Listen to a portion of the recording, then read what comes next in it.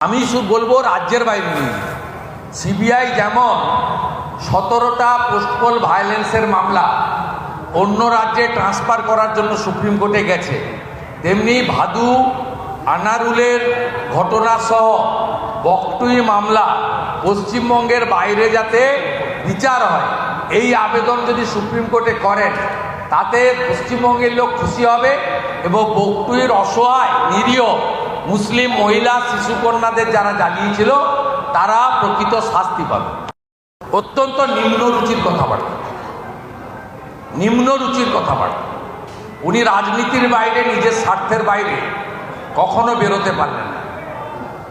দুর্ভাগ্যজনক, ইনাকেই আমরা 11 সালে মুখ্যমন্ত্রী চেয়ারে বসিয়েছিলাম। লজ্জা, বাংলার গর্ব মমতা নয়, বাংলার লজ্জা মমতা। এই ধরনের কথা আজকের দিনে মন্তব্য করার মধ্য দিয়ে উনার সংকীর্ণতা এবং উনি যে রাজনীতির বাইরে, নিজের স্বার্থের বাইরে কিছু ভাবেন না, এটাতে প্রমাণিত। আপনার যদি ক্ষমতা থাকে আপনি সুপ্রিম কোর্টে যান। আমি তো আপনাকে নোটিশ করেছিলাম পেন ড্রাইভ দেখানোর জন্য, দেখাতে পারেননি। আমি আলিপুর কোর্টে মামলা করেছি, আপনার সঙ্গে আলিপুর কোর্টে দেখা হবে। সব সময় এই ধরনের কথাবার্তা বলে উনি। সকাল থেকে রাত্রি মোদিজির আতঙ্ক, বিজেপির আতঙ্ক, ক্ষমতা চলে যাওয়ার আতঙ্কে ভুগছেন বলে উনি যেখানে যা পারছেন বলছেন। প্রধানমন্ত্রীর এই সফল সভাকে দেখার পরে এরা চিন্তিত হয়ে তৎক্ষণাৎ 1 সপ্তাহের মধ্যে মুখ্যমন্ত্রীকে ওখানে ছুটে যেতে হচ্ছে। উনি কখনো গিয়ে সরষার বীজ ছড়িয়েছেন, কখনো গিয়ে জেসিপি মেশিন দিয়ে জলাশয় তৈরি করে মাছ চাষের কথা বলেছেন, কিন্তু কোনোটাই সফল হয়নি। সিঙ্গুর কার্যত মমতা বন্দ্যোপাধ্যায়ের হাতে শ্মশানে পরিণত হয়েছে। তাই 15 বছরে কোনো বড় বিনিয়োগ, বড় ইন্ডাস্ট্রি পশ্চিমবঙ্গে আসেনি। এক এক করে পেট্রোকেমিক্যাল সহ আমাদের নানা বড় বড় গোষ্ঠী পশ্চিমবঙ্গ ছেড়েছে। মোট শিল্প চলে যাওয়ার সংখ্যা 6888টা এই 15 বছরে। আবার একটা ঢপবাজি মারা হয়েছে ঘাটাল মাস্টার প্ল্যানের শিলান্যাস।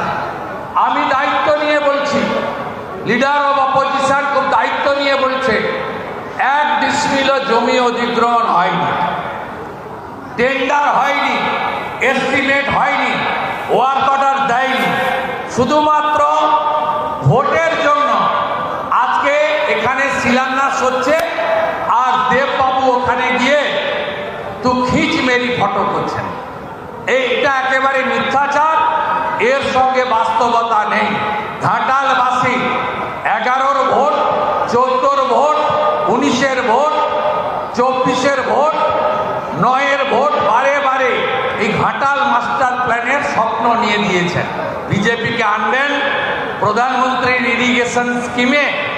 আমরা 50 ভাগ টাকা কেন্দ্র, 50 ভাগ টাকা রাজ্য দিয়ে বিজেপি সরকার তৈরি। 1 বছরের মধ্যে ঘাটাল মাস্টার প্ল্যান কার্যকর রূপায়ণ করার দায়িত্ব ভারতীয় জনতা পার্টি। ফায়ার ব্রিগেডের মন্ত্রী সুজিত বসুর পদত্যাগ দাবি করছে। ফায়ার ব্রিগেডের মন্ত্রীর অপদার্থতার জন্য দায় স্বীকার করে পদত্যাগ দাবি করি এবং এই সম্পূর্ণ ঘটনা বিচার বিভাগীয় তদন্ত সিটিং জাজকে দিয়ে হওয়া উচিত। এতে কর্পোরেশন, নরেন্দ্রপুর থানা, স্থানীয় কাউন্সিলর, স্থানীয় তৃণমূলের বিধায়ক এবং শাসক ঘনিষ্ঠরা যুক্ত বলে আমরা মনে করি। আগামীকাল বিরোধী দলনেতার নেতৃত্বে 20 সদস্যের বিজেপি এমএলএ লেজিসলেচার পার্টি ওই এলাকায় কালকে যাবে প্লেস অফ অকারেন্স ভিজিটের জন্য।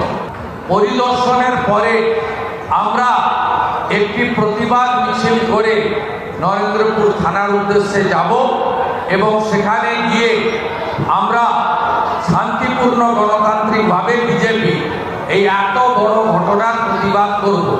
তারপরেও যদি ওরা ব্যবস্থা না নেয় নিখোঁজ পরিবারের লোকজনকে নিয়ে বিরোধী দলনেতা যেখানে যাওয়ার দরকার হলে সচিবালয়ের সামনে গিয়েও যদি নিখোঁজ পরিবারকে নিয়ে বৃহত্তর ধর্ণা অবস্থান করতে হয়, ভারতীয় জনতা পার্টি সে কাজ করবে, এটুকু আমি আশ্বস্ত করতে চাই।